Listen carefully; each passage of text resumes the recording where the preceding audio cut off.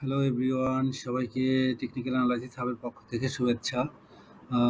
আপনারা স্ক্রিনে দেখতে পাচ্ছেন খান বাজার শেয়ারটির ডেইলি চার্ট। আমরা আজকে খান বাজার শেয়ারটি নিয়ে বিস্তারিত আলোচনা করব। যাই হোক, আমরা স্ক্রিনে দেখতে পাচ্ছি যে খান বাজার শেয়ারটি কিন্তু লাস্ট লাস্ট অলমোস্ট 4 ডেজ ভালো প্রাইস মুভমেন্ট দেখাচ্ছে এবং শেয়ারটি কিন্তু ভলিউম সহ প্রাইসের মুভমেন্ট আমরা অ্যাগ্রেসিভ মুভমেন্ট দেখতে পাচ্ছি। যদিও শেয়ারটি আজকে যে পরিমাণ প্রাইস বেড়েছিল সেই পরিমাণ প্রাইস আসলে ধরে রাখতে পারেনি, অর্থাৎ 189 টাকার মতো প্রাইস 189 টাকার মতো প্রাইস উঠে যায়। এরপরে শেয়ারটি কিন্তু কারেকশনে যায়, আমরা দেখতে পাচ্ছি কিছুটা, অর্থাৎ শেয়ারটি কিন্তু কিছুটা প্রাইস আবার দিন শেষে কিন্তু ব্যাকে আসে। সেই ক্ষেত্রে আমরা যেটা দেখতে পাচ্ছি যে শেয়ারটি তার একটা সুন্দর একটা ট্রেন্ড আমরা দেখতে পাচ্ছি যে শেয়ারটি এই লেভেলে, অর্থাৎ 74 টাকা লেভেলে কিন্তু এসে শেয়ারটি কিন্তু আবারও আপ ট্রেন্ডের দিকে যায়। 74 টাকা থেকে আমরা দেখতে পাচ্ছি শেয়ারটি আবার 176 টাকা লেভেলে যায়। এরপরে অনেক দিনই শেয়ারটি কারেকশন মোডে থাকে এবং ফাইনালি কারেকশন শেষ করে 108 টাকা থেকে আবারও সে তার 174 টাকার রেসিস্ট্যান্স ক্রস করে দেখতে পাচ্ছি 200 টাকা লেভেলে উঠে যায়। এরপরে আবার কারেকশন হয়ে সে আবার অ্যাগ্রেসিভ মুভমেন্টে উপরের দিকে ওঠার চেষ্টা করছে। তবে লক্ষণীয় বিষয় হলো যে শেয়ারটি আমরা দেখতে পাচ্ছি যে শেয়ারটি যখন তার এই কারেকশন ফেজটা অতিক্রম করে যখন উপরের দিকে উঠে যায়, এরপরে যখন আবার কারেকশনে যায় তখন সে এই লোয়ার লোতে কিন্তু আর আসেনি, অর্থাৎ কারেকশন হলেও সে একটা হায়ার লো তৈরি করে, অর্থাৎ এই লো থেকে এই লো অনেক উপরে অবস্থান করে।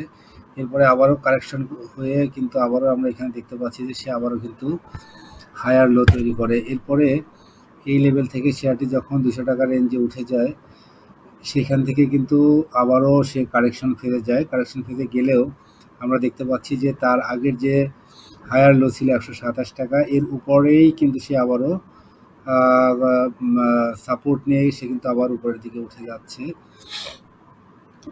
তো সেক্ষেত্রে শেয়ারটি আমরা দেখতে পাচ্ছি সুন্দর একটা আপ ট্রেন্ডের চ্যানেলে আমরা রয়েছে এবং শেয়ারটি কিন্তু উপরের দিকে ওঠার চেষ্টা করছে। এখানে আমরা দেখতে পাচ্ছি যে শেয়ারটি অলমোস্ট তার যে 197 টাকা রেঞ্জে একটা স্ট্রং রেসিস্ট্যান্ট জোন, 197 থেকে 200 টাকা বলা যায়। আমরা যদি দেখি এইখান থেকে দেখি তাহলে আসলে তার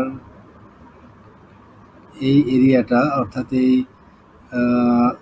এরিয়াটাই কিন্তু তার আসলে স্ট্রং একটা রেসিস্ট্যান্ট জোন, অর্থাৎ তাকে যদি এই এরিয়া ক্রস করতে পারে, অর্থাৎ 207 টাকার এই লেভেলটা ক্রস করতে পারে, প্রথমত দেখতে পাচ্ছি 198 টাকা এবং পরবর্তী রেসিস্ট্যান্স হচ্ছে 207 টাকা। তার মানে এই এরিয়াটাই হলো তার আসলে স্ট্রং একটা রেসিস্ট্যান্ট জোন। তো সেক্ষেত্রে এই জোনটা যদি ক্রস করতে পারে তাহলে ফাইনালি তার কিন্তু 140 টাকা যাওয়ার একটা সম্ভাবনা রয়েছে। সেই ক্ষেত্রে এই শেয়ারটি আমরা দেখতে পাচ্ছি ভলিউম বিচারে কিন্তু এখন আজকে টপ 20 3-4 নাম্বারে ছিল। সেই ক্ষেত্রে এটা ডেইলি চার্টে ভালো অবস্থানে রয়েছে। যদি আমরা এটাকে উইকলি চার্টে দেখি, উইকলিতেও আমরা দেখতে পাচ্ছি যে শেয়ারটি কিন্তু অলমোস্ট একটা ভালো প্যাটার্ন তৈরি করে আপনারা দেখতে পাচ্ছেন যে এখান থেকে উঠে যাচ্ছে, এরপরে উঠে কারেকশন দিয়ে এরপরে আমরা দেখতে পাচ্ছি যে এখান থেকে আবারও সে প্রাইসের একটা ভালো মুভমেন্ট আমরা দেখতে পাচ্ছি, অর্থাৎ বারে বারে সে কিন্তু তার কারেকশন লেভেলকে হায়ার লো তৈরি করে কিন্তু উপরে উঠে যাচ্ছে। সেই ক্ষেত্রে এখন দেখার বিষয় যে এইটা আলটিমেটলি তার এই লেভেলের উপরে যেতে পারে কিনা, অর্থাৎ এভাবেই কিন্তু সে সুন্দরভাবে উঠে যাওয়ার চেষ্টা করছে, দেখতে পাচ্ছেন। সেক্ষেত্রে সে যদি এই লেভেলটাকে ক্রস করতে পারে এবার, অর্থাৎ প্রথমত 198 টাকা এবং 207 টাকার এই লেভেল ক্রস করতে পারে, তাহলে ফাইনালি কিন্তু তার একটা হিস্ট্রিক্যাল যে হায়ার হাই সেটা কিন্তু 247 টাকা 247 বা 48 টাকার দিকে আমরা দেখতে পাচ্ছি এই লেভেলটা তার হিস্ট্রিক্যাল হায়ার হাই। তো যাই হোক, শেয়ারটি উইকলি চার্টেও ভালো পজিশনে রয়েছে। এখন আমরা আসলে অন্য কিছু ইন্ডিকেটর দেখব। সেই ক্ষেত্রে আমরা যদি এটাকে বোলিঙ্গার ব্যান্ডে দেখি, বোলিঙ্গার ব্যান্ড, আমরা উইকলি চার্টে দেখতে পাচ্ছি যে বোলিঙ্গার ব্যান্ডের আপার ব্যান্ডে কিন্তু অবস্থান করছে এখন। আজকে দেখা যাচ্ছে যে বোলিঙ্গার ব্যান্ডের আপার ব্যান্ডে সে কিন্তু টাচ করেই কিছুটা দিন শেষে কারেকশনে থাকে, অর্থাৎ প্রাইস যে পরিমাণ আপ হয়েছিল সেই পরিমাণ কিন্তু প্রাইস ধরে রাখতে পারেনি। আচ্ছা, এরপরে আমরা যদি দেখি ইসিমোকু ক্লাউডটা দেখি। আচ্ছা, ডেইলি চার্টে কি অবস্থা দেখি। ডেইলি চার্টে আমরা দেখতে পাচ্ছি, ডেইলি চার্টে দেখতে পাচ্ছেন যে বোলিঙ্গার ব্যান্ডের যে তিনটা ব্যান্ড কিন্তু অলমোস্ট খুবই কাছাকাছি অবস্থান করছে, অর্থাৎ বোলিঙ্গার ব্যান্ড খুবই ন্যারো হয়ে আসছিল। সেক্ষেত্রে এটা কিন্তু এখন এই আপার ব্যান্ডকে ক্রস করে উপরে উঠে যাওয়ার চেষ্টা করছে। আপনারা দেখতে পাচ্ছেন এখানে যে আপার ব্যান্ডের উপরে কিন্তু যাওয়ার চেষ্টা করছে, অলরেডি আপার ব্যান্ডের উপরেই অবস্থান করছে। সেক্ষেত্রে তার এখন এই রেসিস্ট্যান্স 198 টাকার রেসিস্ট্যান্স, সেটাকে তার ক্রস করার টার্গেট রয়েছে। যাই হোক, এরপরে যদি আমরা দেখি ইসিমোকু ক্লাউড দেখি, আমরা ইসিমোকু ক্লাউডটা দেখি।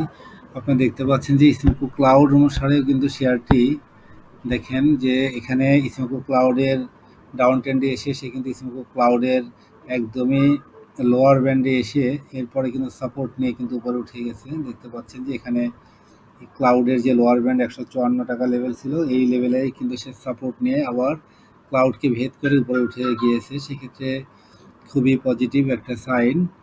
এরপরে আমরা যদি এটাকে দেখি উইকলি চার্টেও দেখতে পাচ্ছি যে এটা ইসিমোকু ক্লাউডের উপরেই অবস্থান করছে। সবচেয়ে মজার একটা বিষয় হলো শেয়ারটি কিন্তু আপনারা দেখতে পাচ্ছেন উইকলি চার্ট। তো উইকলি চার্ট অনুসারে আমরা দেখতে পাচ্ছি শেয়ারটি কিন্তু অলমোস্ট বলা যায় 6 সপ্তাহ কিন্তু ডাউন ট্রেন্ডে ছিল, আপনারা দেখতে পাচ্ছেন। তবে মজার বিষয় হলো যে এই 6 সপ্তাহর প্রাইসকে কারেকশন, অর্থাৎ কারেকশন হয়েছে 184 থেকে অলমোস্ট 153 পর্যন্ত কারেকশনে যায়। তো সেক্ষেত্রে এই শেয়ারটি লাস্ট এই রানিং যে সপ্তাহ চলছে এই সপ্তাহে কিন্তু এই 6 সপ্তাহের যে প্রাইস কারেকশন সেটাকে কিন্তু এনগালফ করে ফেলেছে। অর্থাৎ এটা অবশ্যই পজিটিভ যে 6 সপ্তাহের প্রাইস কারেকশনকে 1 সপ্তাহ দ্বারাই কিন্তু এটাকে ইনগালফিং করে ফেলেছে, সেটা অবশ্যই পজিটিভ। তো সেক্ষেত্রে এখন আগামীকাল যদি প্রাইস এই লেভেলকেও টাচ করে ধরে রাখতে পারে, অর্থাৎ 180-90 টাকা,